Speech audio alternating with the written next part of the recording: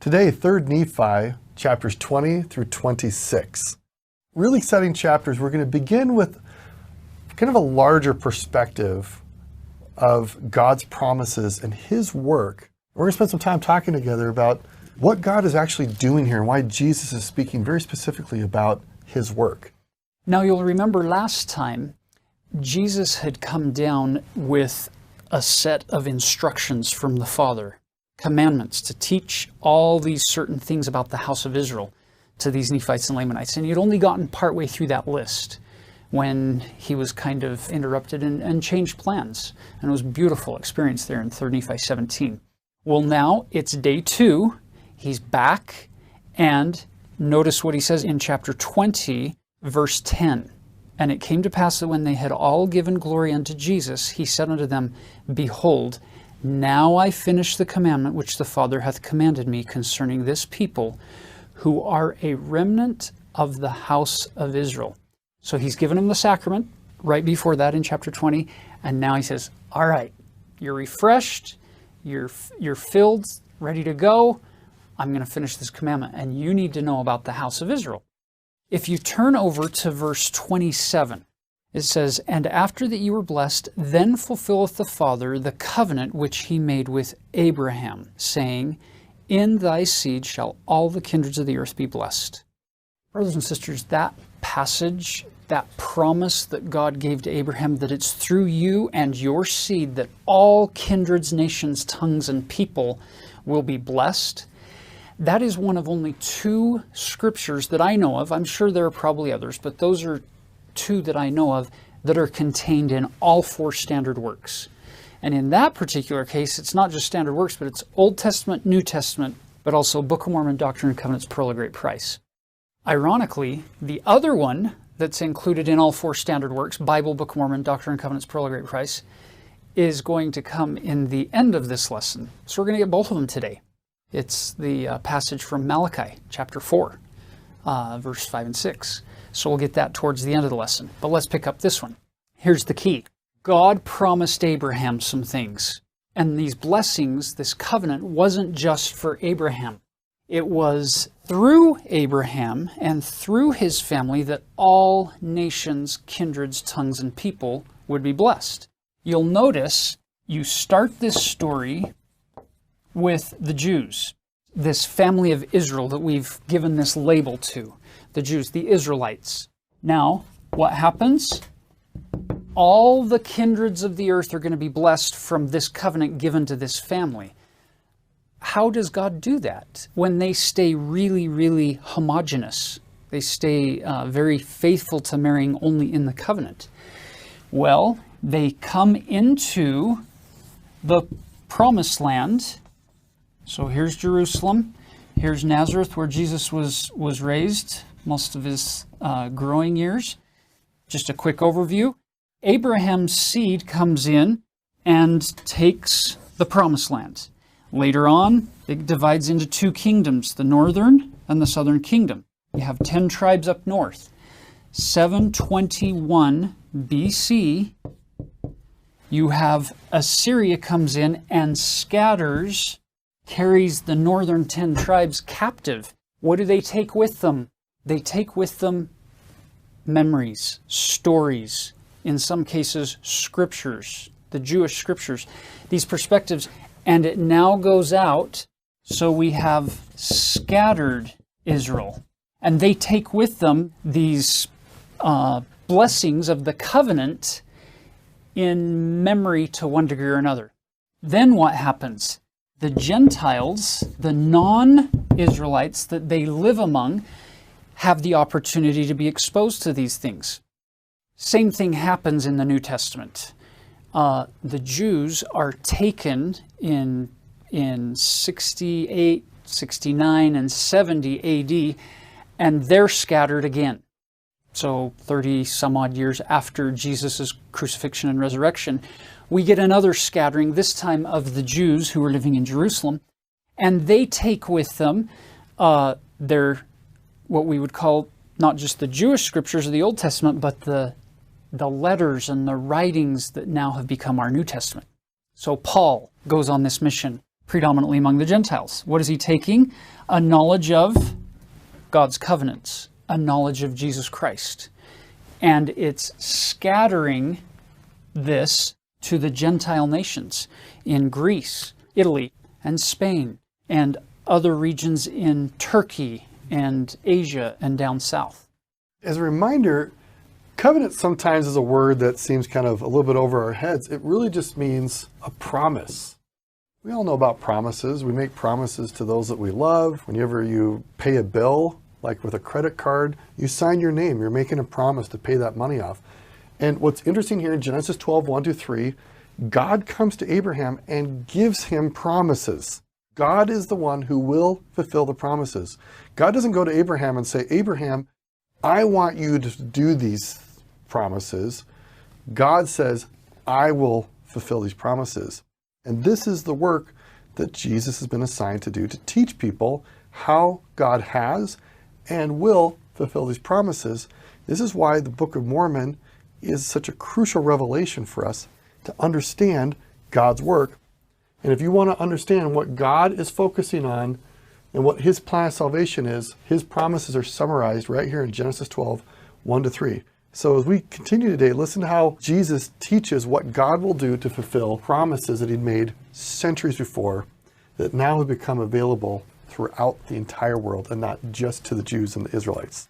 Which, by the way, if you stop and think about that, we want desperately to be a covenant-keeping people. We want to be more like God. We want to be more like the Savior, Jesus Christ. Well, they keep their promises.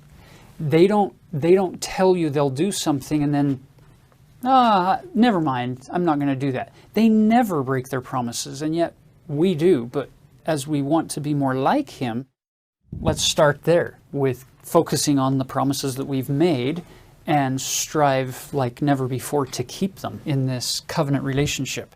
Notice the flow here. So you have the Book of Mormon people who are a remnant of the house of Israel.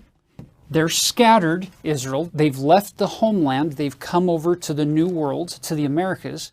Nephi on down, they see themselves as a part of scattered Israel.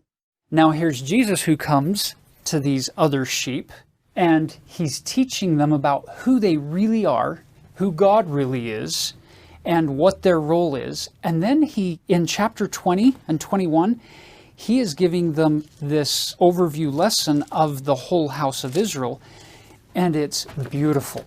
Pay close attention to these different groups of people as you go through chapter 20. Because what happened is Israel broke their promise. They broke their covenant with God, turned their back on him. So look at it this way, to summarize.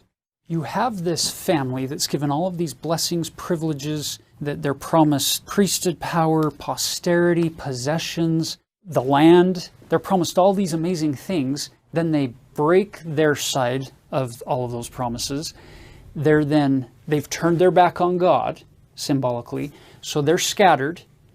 And now they find themselves among people who hear some of their stories, who hear the narrative flow of what God has done for that people in the past. And that group becomes interested and they turn to God. So when Paul goes out and teaches, you get the Gentiles who are God-fearers. They turn to God and they want to become converts to this Christian cause that's being preached. And it's beautiful because now you get the rise of the Gentiles as they come into this covenant as well, that came to them through this scattering effort. Which fulfills what God was saying, that in thy seed will all the peoples of the earth be blessed. And that was the promise here, that God actually made use of the unfaithfulness of his people to actually eventually help all people to know him. I just love how God does his work. Beautiful. He's able to take what, from our perspective, seems like a failure, or like it's all lost, and he turns it into part of his plan to move it forward, and in some cases even accelerate it, it seems.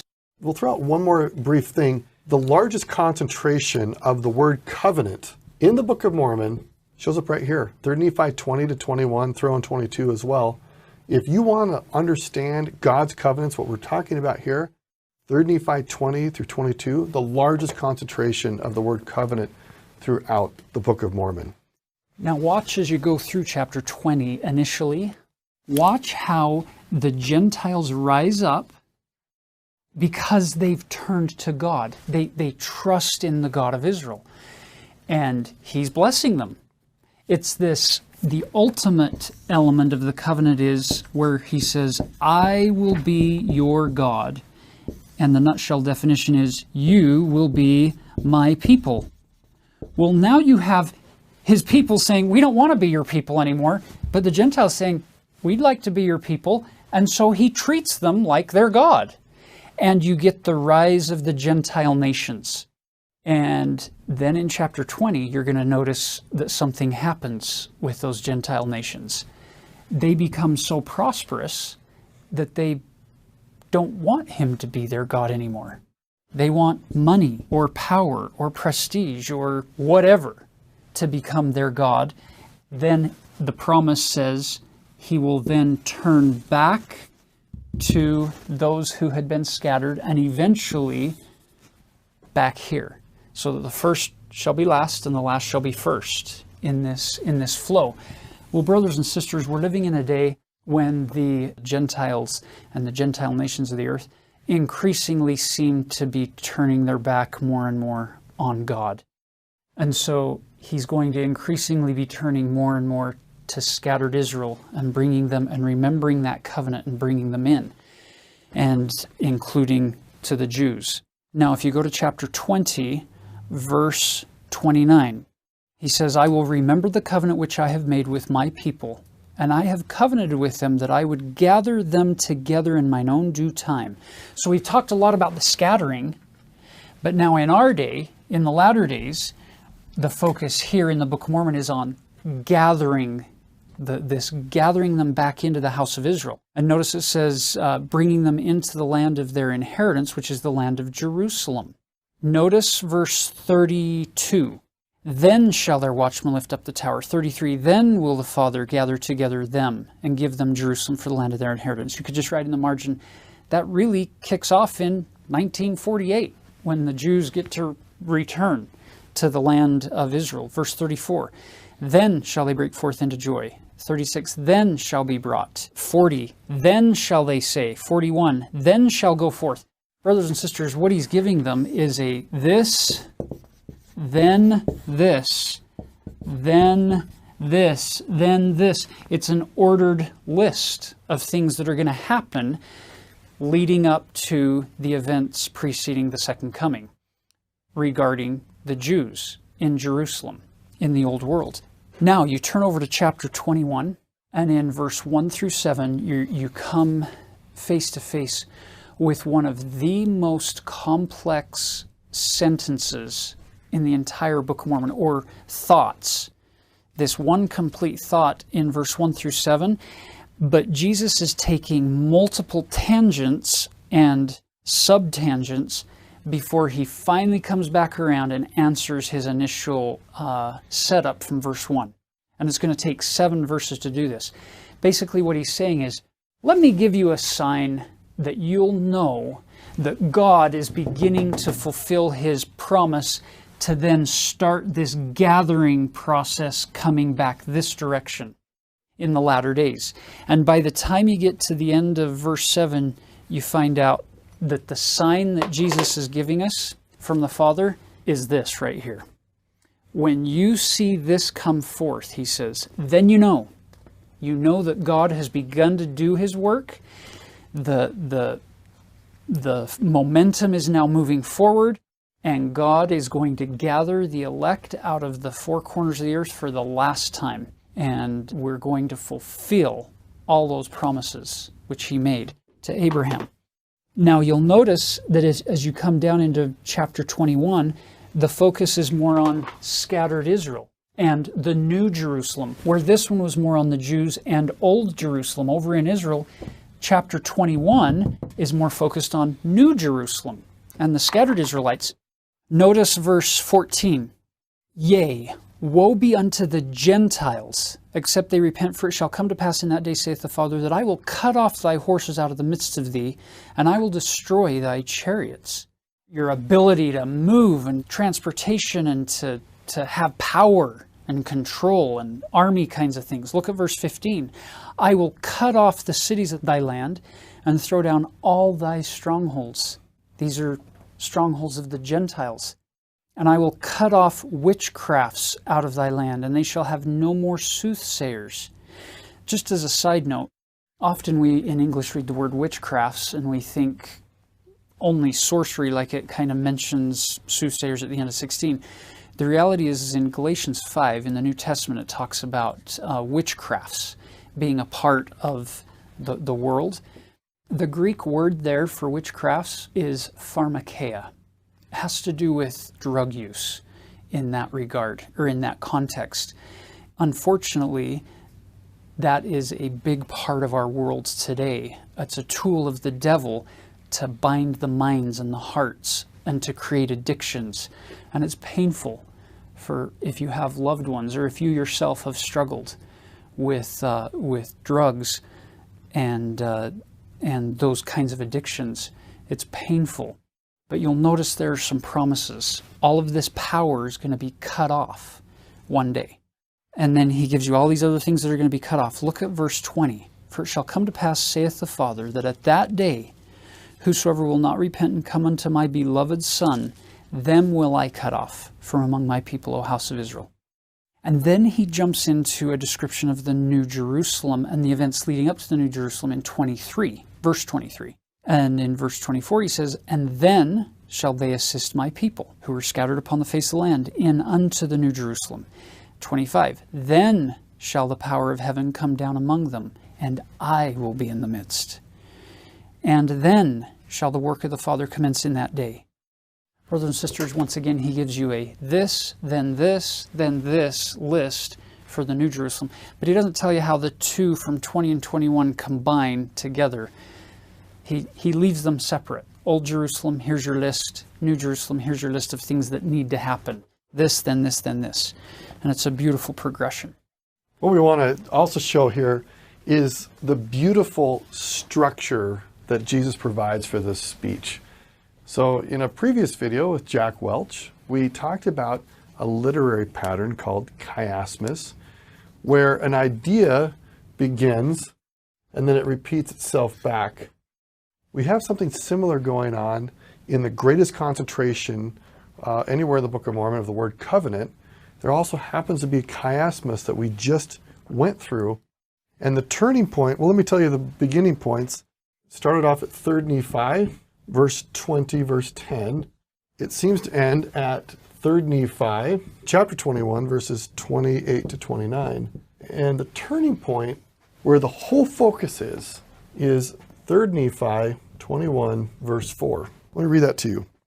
For it is wisdom in the Father that they should be established in this land and be set up as a free people by the power of the Father, that these things might come forth unto them, unto a remnant of your seed, that the covenant of the Father may be fulfilled, which he hath covenanted with his people, O house of Israel. All this talking by Jesus is centered around the covenant of the Father, which goes right back to the promises made to Abraham in Genesis 12, and that God has been doing his work with the Jews, scattered Israel, the Gentiles, and back to scattered Israel and the Jews. So as you look at this again, you might say, what is Jesus and God, the Father, trying to communicate to me?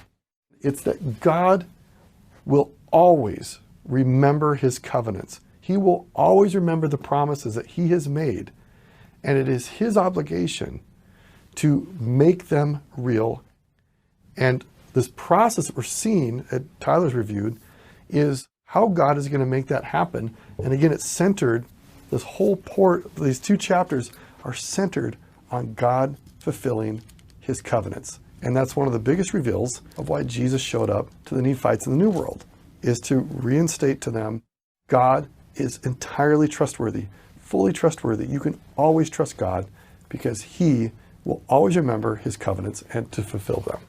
Let's shift focus to what he teaches us regarding how that covenant is even possibly able to be fulfilled throughout time. And it's all rooted and centered in Jesus Christ and his infinite and eternal sacrifice that we call his atonement.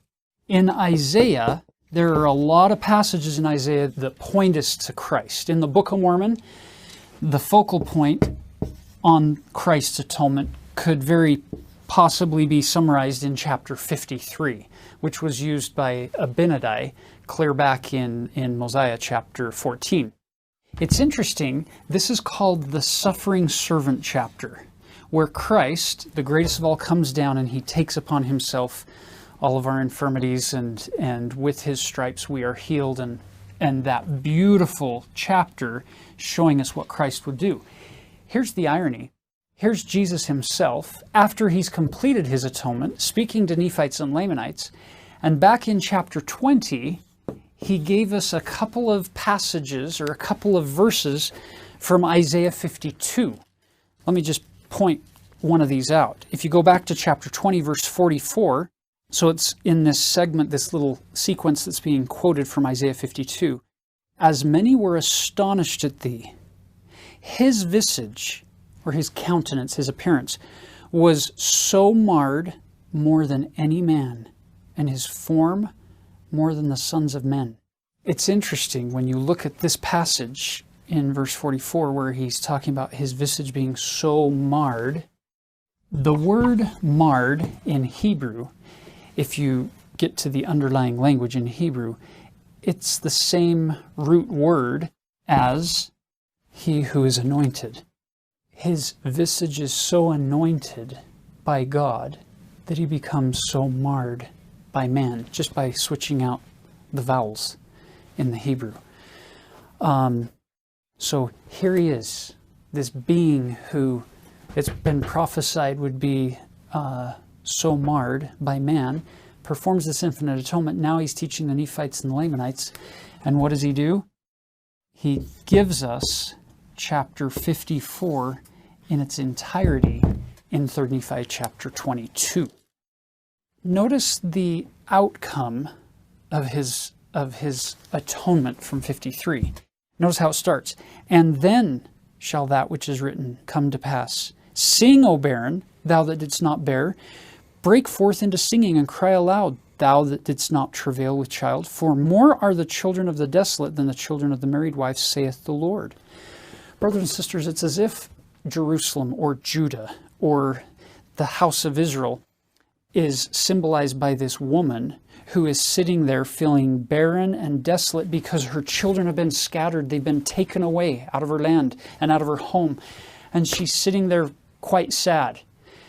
And God's saying, lift up your head, rejoice, sing. Why? Look at verse 2. Enlarge the place of thy tent, and let them stretch forth the curtains of thy habitations. Spare not. Lengthen thy cords, and strengthen thy stakes. Stretch it out. Make your house bigger than it's ever been before. And she's like, I'm barren. Notice, for thou shalt break forth on the right hand and on the left. Thy seed shall inherit the Gentiles and make the desolate cities to be inhabited. So in this process of gathering, you're going to get more people coming into your house than you ever imagined. Verse 7, for a small moment have I forsaken thee, but with great mercies will I gather thee. Remember what we were talking about before, how they turned their back on God, and so he scattered them, he kicked them out of the land, and they broke the covenant, and so he kept those contractual agreements by spreading them throughout the world.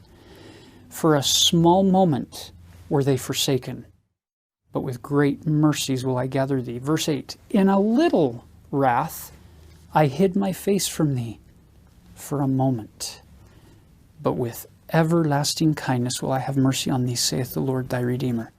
Brothers and sisters, this is really powerful to me when I think in a House of Israel global context. I love it. It makes me excited. But in my heart, I really love verse 7 and 8 because of what it means for little old Tyler Griffin. Because every time we sin, it's a symbolic scattering. Every time we repent, it's a symbolic gathering. Every time I willingly use my agency to do things I know I shouldn't do, I end up with verse 7, a small moment of feeling forsaken. But any time, and sometimes even before I've repented, I experience these great mercies from the Lord. You get this everlasting kindness that comes from the Lord, our Redeemer. So we can read these verses from Isaiah 54 in the big context and get great strength from them. But honestly, for me, my greatest motivation from these chapters comes at the I level, the me here and now. I need to be gathered. I need the mercy and the grace of Jesus Christ. And I love how he continues this on, verse 10. For the mountains shall depart, and the hills be removed. But my kindness shall not depart from thee, neither shall the covenant of my peace be removed, saith the Lord that hath mercy on thee. O thou afflicted, tossed with tempest and not comforted. I would imagine that there are many who watch these videos who are in the midst of all kinds of terrible storms, whether they be physical, mental, emotional, spiritual, financial, relational, on and on and on the list goes. I love the fact that these Isaiah chapters that Jesus is quoting here bring us back to the reality of he is bigger and more powerful than all of those problems combined times a million. He is capable. And notice he says, I will lay thy stones with fair colors and lay the foundations with sapphires. Once again, he doesn't give us any promises on timing here, which means you may have to endure much longer than you think you should through a dark trial or a difficult addiction or struggle. But his promise is sure that it won't last forever if you'll turn to him and say, I want you to be my God, and I want to be thy people. Then there's the promise that you can move forward. These are such beautiful verses. I love the scriptures. I love the gospel. And look at this other verse, verse 9. For this, the waters of Noah unto me, for I have sworn that the waters of Noah should no more go over the earth. So have I sworn that I would not be wroth or angry with thee. I think about that. I'm like, wait a second. Every time I see a rainbow, God has now just reinterpreted for us what the rainbow means. Originally it was, hey, I'm not going to destroy the earth. He's now telling us every time you see a rainbow, that is my direct promise to you. I will not be angry with you. You have my covenant of peace. And with tender mercies and loving kindness, I will internally gather you in. That's just incredible. Sure, as Tyler mentioned, every now and then we all make mistakes. But the promise from God is sure that we will have his loving kindness and he will not be angry. And all we need to do is just turn to him. For me, very significant connecting point with these teachings is in verse 13. Because it's not enough for me to have these promises. The real blessing of the Abrahamic covenant is not just for yourself, but it's for your posterity. And we're going to see that again when we get to chapter 25. Look at verse 13. And all thy children shall be taught of the Lord, and great shall be the peace of thy children. I think it's safe to say that the only thing I like more than my own peace and happiness and progress on the covenant path is to see and recognize the progress and the development and the growth of my children along that covenant path. And that promises here, verse 14, in righteousness shalt thou be established. Thou shalt be far from oppression, for thou shalt not fear, and from terror, for shall not come near thee. Brothers and sisters, if you've been terrified of the Lord or fearing punishment that might come because of stupid decisions we've made in life, can I just say, let that go, drop that at the Savior's feet, and say, yes, I have been very, very inappropriate in the way I've used my agency at times, and I desperately need help. And the promise is, he is a God of mercy. And we will taste more fully of that mercy if we stop beating ourselves and each other up because of past mistakes and look more to the gathering, not just the physical gathering of Israel, but the gathering of our own soul unto the God who gave us life. That's what Jesus' whole mission is about, is not to come down here to condemn us, but to come down here to save us. And he's very good at what he does. Now, chapter 23 opens with Jesus saying some very interesting things about Isaiah. So he's quoted Isaiah. We've skipped 53, but then he jumps to the outcome, 54, and these beautiful promises. Then he finishes that, and he says, verse 1, "Now behold, I say unto you that ye ought to search these things, yea, a commandment." This isn't a suggestion. It's not a recommendation. It's a commandment, which commandments are given as part of covenantal agreements and covenantal connections, and he is the author and the finisher of that faith or that covenant that he's made with us. So he's saying, I'm giving you a commandment, that ye search these things diligently, for great are the words of Isaiah. Don't you love learning from the scriptures by not just what they say, but what they don't say? You'll notice he didn't say, a commandment I give unto you to read Isaiah, or a commandment I give unto you to quote occasionally from Isaiah. He said, search these things diligently. Brothers and sisters, if you just read Isaiah, you're not going to get much out of him. You have to search. You have to understand the covenantal language he's using. You have to understand some things about the lands that he's referring to, and the people, and the manner of prophesying among the Jews.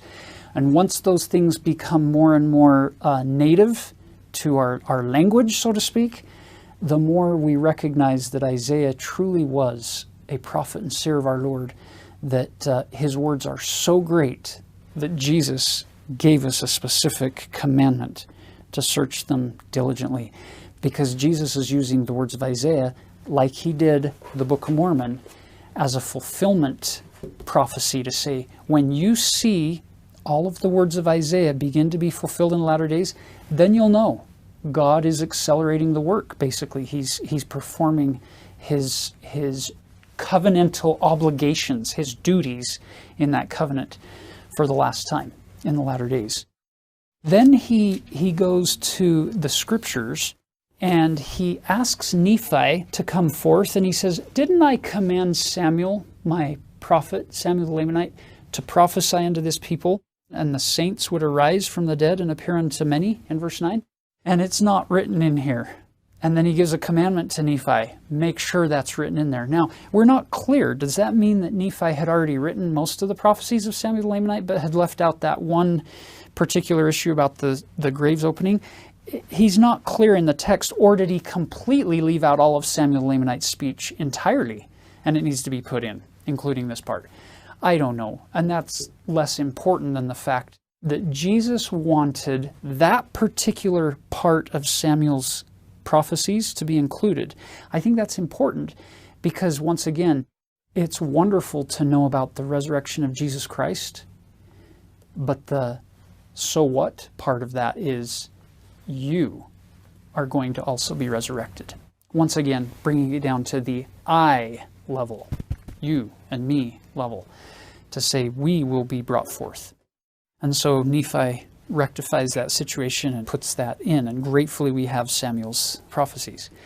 Now, chapter 24, Jesus opens this chapter by telling them, there are scriptures that you didn't have with you when you came over. Because Malachi is our last prophet in our Old Testament, writing approximately 400 BC. Well, Lehi left Jerusalem 200 years before that. So he's not known to these people over in the Americas. So Jesus gives them two chapters, chapter 3 and chapter 4, which for us, in our KJV, King James Version of the Bible, are the last two chapters of the Old Testament. And they're rooted in covenants. Interesting. Covenants come back again. Now, before I jump into what we're going to talk about here with Malachi 3, let me just say this. Most people, when they think about Malachi 3, they just think about tithing and the commandment for tithing. But look at the context that leads into tithes and offerings. There's a reason for those, and it's not financial. Look at verse 7. Even from the days of your fathers, ye are gone away from mine ordinances, and have not kept them. Return unto me, and I will return unto you, saith the Lord of hosts. But you say, wherein shall we return? So he's saying, you've broken this covenant. You've turned your back on me, and you've left me. And he says, return to the covenant, return to me. And he's asking this question, well, how can we return? And then he gives the answer. How do you return to this covenant? Look at verse 8. Will a man rob God? Yet ye have robbed me. But ye say, wherein have we robbed thee? The answer? In tithes and offerings. Now that's odd. They've broken a covenant and they need to return to the covenant. How do they return? He says, through tithes and offerings. Brothers and sisters, let me share a little parable with you to teach this principle. This is my favorite non-scriptural parable of all time. I love this. It was told by Elder James E. Talmage clear back in the early 1900s, and I'm going to modify it slightly. I'm going to take some license and tell the story just slightly different than how he did in General Conference many, many years ago. It's called The Parable of the Grateful Cat. Once upon a time, there was a naturalist lived out in the woods in a cabin. One day he's walking home past a little pond near his home, and there are two neighbor boys who walk up to the pond carrying a picnic basket followed by a mother cat. They set the picnic basket down. The first boy reaches into the basket and pulls out a brand new born baby kitten. Turns to the pond. Mother cat is going ballistic on the shoreline. She's not happy as the second boy is reaching in for another kitten. The naturalist stops them, says, hey, wait a minute. And he comes down and he knows that they're poor. So he says, can I buy them from you? They agree. He gives them some money. He takes the basket and goes to his cabin and they go home. Which direction does Mother Cat go? Pretty obvious, she's going to follow the kittens. So he makes a little corner in his cabin with a blanket and provides some milk or cream for the mother cat. Doesn't think much of it. The next day, the naturalist has a house full in his front room of distinguished guests who have come as he's sharing some scientific findings.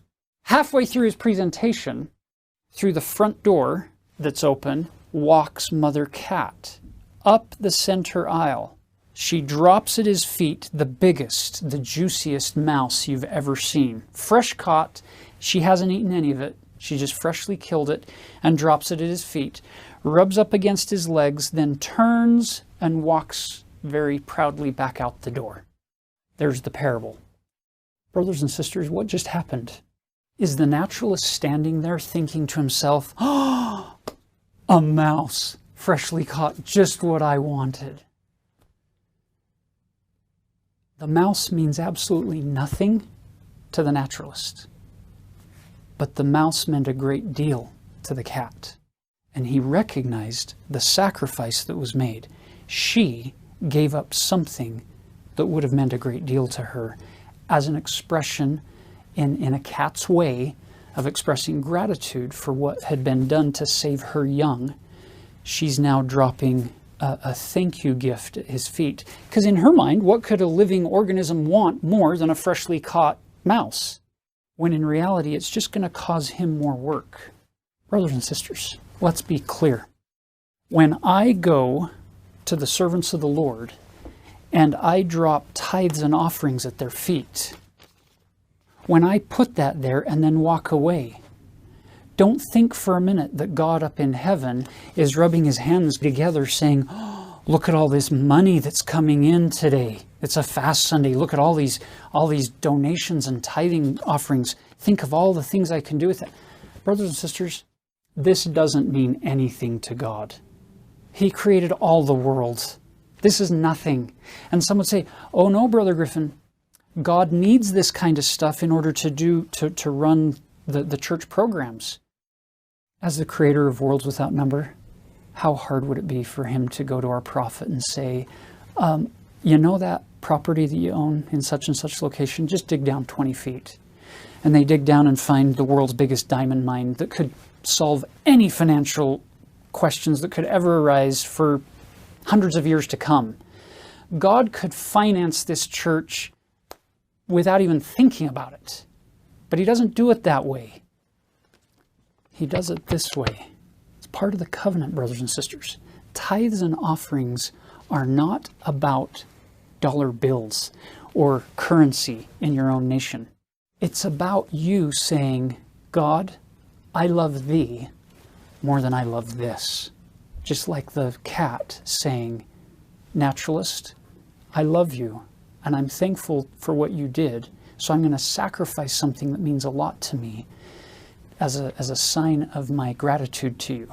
Now, let's follow this for just a second. What does God do with this when we drop this at his feet? Because unlike a mouse at a naturalist's feet, God can actually do things with this. He takes our, once again, mortal offering, and he turns it into some things that become eternal. He builds temples. He prints scriptures. He publishes general conference. He provides means for the general authorities to run the programs of the church worldwide. He provides a missionary program. All of these things that he doesn't need in order to be saved. He's already saved. But they help us on our journey to become more like him. Elder Talmage finished his parable, and he said, our need to sacrifice for God or give things to God is incalculably greater than his need for our service to him. God doesn't need us to serve him, but we desperately need to serve him as a sign that we're returning unto him. And one means that he has done that is through tithes and offerings.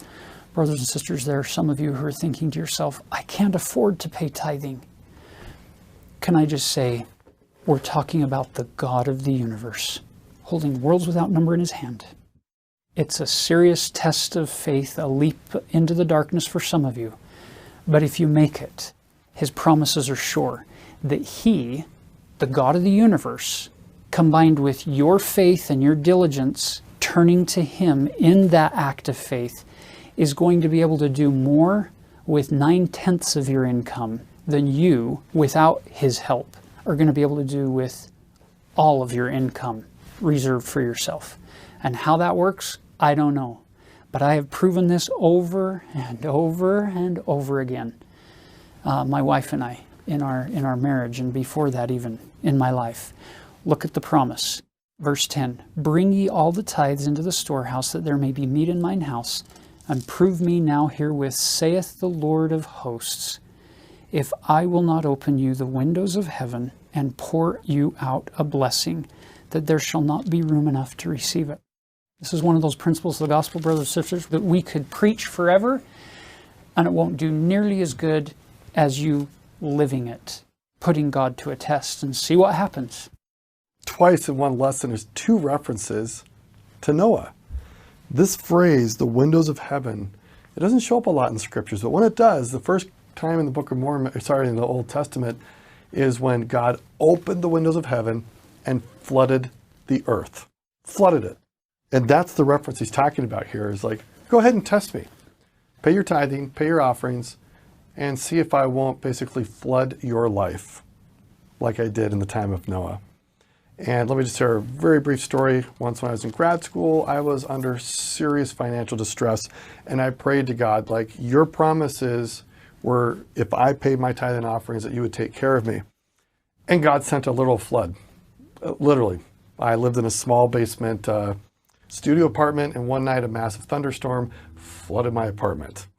And the landlord gave me 3 months of free rent because of that, which allowed me to survive. And I just think, Lord, I really wanted the flood of your blessings, but I didn't need a literal flood. But he just has a good sense of humor.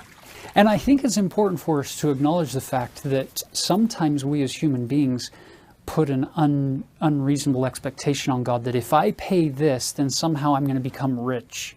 That's not his promise. He'll open the windows of heaven and pour out blessings upon you. It may be financial in nature, but it will probably be spiritual for sure, along with a variety of other ways that might be related to health or peace of mind or opportunities for different employment or a move. Different opportunities will come as we put our trust in him. It really is that simple. He says, I'll be your God. Just be my people. And if you'll treat me like a God, I'll treat you like my people. And I know how to take care of my people. But I also know how to try my people. And I know how to prove them by giving them tests. So don't assume that just because you pay your tithing, all of a sudden life's going to get easy. It'll still be a test. Now, chapter 25, he takes us into Malachi 4, the last chapter. And this is one of those other passages that is included in all 4 standard works, verse 5 and 6. You'll notice here, verse 5, behold, I will send you Elijah the prophet before the coming of the great and dreadful day of the Lord. The Jewish tradition, the rabbinical tradition among Jewish people is that before the Lord, the Messiah will come, that Elijah will come to turn the hearts of the fathers to the children, and the children to the fathers. That's why every Passover Seder service that they have, they leave a plate at the table that's set with food and a chair that's empty, ready for Elijah, and at a certain point they send people to the door to open the door to see if Elijah's there, because they believe that Elijah will come on Passover. That's rabbinical tradition among them. It's been that way for millennia. Here's the interesting thing. On April 3rd, 1836, in the Kirtland Temple, Elijah did come, and he did bring keys and give them to Joseph Smith and Sidney Rigdon. At the dedication of the Kirtland Temple, you had all of these heavenly ministrations and these keys being passed. Guess what the calendar would have shown you on April 3rd, 1836, if you flipped and looked at a Gregorian calendar? Guess what event was also taking place on April 3rd that year? Yep, it was the first full moon after the spring equinox that year, which is Passover. Elijah did come on Passover, and he did bring keys. What are the keys? Look at verse 6. He shall turn the heart of the fathers to the children, and the heart of the children to their fathers, lest I come and smite the earth with a curse. Brothers and sisters, if you look carefully at this, he says, I'm going to turn the hearts of the fathers to the children, and the hearts of the children to the fathers. Here's the question. Where are you in verse 6? Our knee-jerk response, the younger we are when we read this, is to see ourselves here. And it's all about genealogy. It's all about family history work. It's all about looking to the past, to our fathers, and doing temple work for them and providing means whereby they can find salvation through the atonement of Christ. The older you get, the more you realize, oh, wait, this goes both directions. He's also turning the hearts of the fathers to their posterity, to their children. Throwing this out here. Sometimes we get so excited about family history work that if we're not careful, we can overlook family present work. Those living children of God who are with us right here, right now. Sometimes we can overlook them because we're so excited about what happened before. And I would just throw out here that one of the amazing things about the gospel of Jesus Christ is its ability to give us this eternal perspective that also included in these keys, binding of the generations, is this notion of family future work, so to speak. So here you are as an individual, and you find yourself at this pivot point between, here we are in the present, between the past and the future, and we're one link in that chain. And we understand that there are people who, for a variety of reasons, don't get the opportunity to be literally biological parents or to adopt children in this life or to get married. God knows all things, and He'll provide means whereby nobody will be denied eternal blessings in this family sense eternally if they keep the covenant now. For some of you out there watching, that's part of your test of mortality, is how to move forward without this kind of a scenario. Now let's go back to this example. A husband and a wife, there are family history obligations, there are family present obligations, but there are also family future blessings and promises that are given. And I love the fact that we learn in the New Testament that Jesus did all these things for our sake. Well, brothers and sisters, if I stop living my life just for me, but I start turning in all directions, I turn to my family history, and I try to learn their stories and learn from them, as I try to engage more fully with the family that I have right now around me, and as I think through, wait a minute, things that I do today could actually have an effect on my posterity down the road. There's power in that. The spirit of Elijah doesn't just permeate family history work, which it does. And some of you have experienced that, where it gets a hold of you and it won't let go. And it's beautiful and it's wonderful. But I think it also has the power to help us see ourselves in this perspective of future posterity, and things that I do today can actually have a positive benefit on them down the road. And so I love that Christ is allowing us to see this final 2 verses of the Old Testament in this context with the Nephites and Lamanites, saying, if Elijah doesn't come and bring those keys, the whole earth is utterly wasted. We've totally wasted all of our time. But Elijah did come, and he did bring those keys, and we're not wasting our time. And God is gathering the elect out of the 4 corners of the earth. And he is inviting and encouraging all of us to return unto him.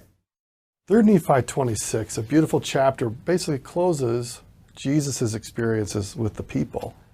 And it's interesting how he concludes. He commands to make sure that things are written down. It's really hard to remember things unless there's a record. It is possible. Our memories can remember things. But it's easier when things are recorded. And he also encourages and focuses people on ordinances to put order into the gospel. And the most important order for him initially was, let's get people baptized. And it's interesting how at the end of the chapter, this is 2021, that people did all the things that Jesus commanded, and they who were baptized in the name of Jesus were called the Church of Christ. So if you remember back, way back in 3 Nephi 11, one of the first things Jesus talks about is baptism. And here at the end of his time with the people, he focuses yet again on baptism. And we see this conclusion, the people were baptized. Now, at this point, many of us have been baptized. The sacrament is the renewal of that ceremony. And we do that in the name of Christ. And it invites us to remember on a daily or a weekly basis that we are covenanted to God, that we are loyal to him. And all the promises we've been talking about, they are all live. They're all there for us. And as we choose to turn to God through baptism and the weekly partaking of the sacrament, those promises become real in our lives. And this is one of the major reasons why Jesus showed up, is to institute and remind us that God's promises are alive and well for us. We love you. We appreciate who you are. May the Lord's blessings be upon you.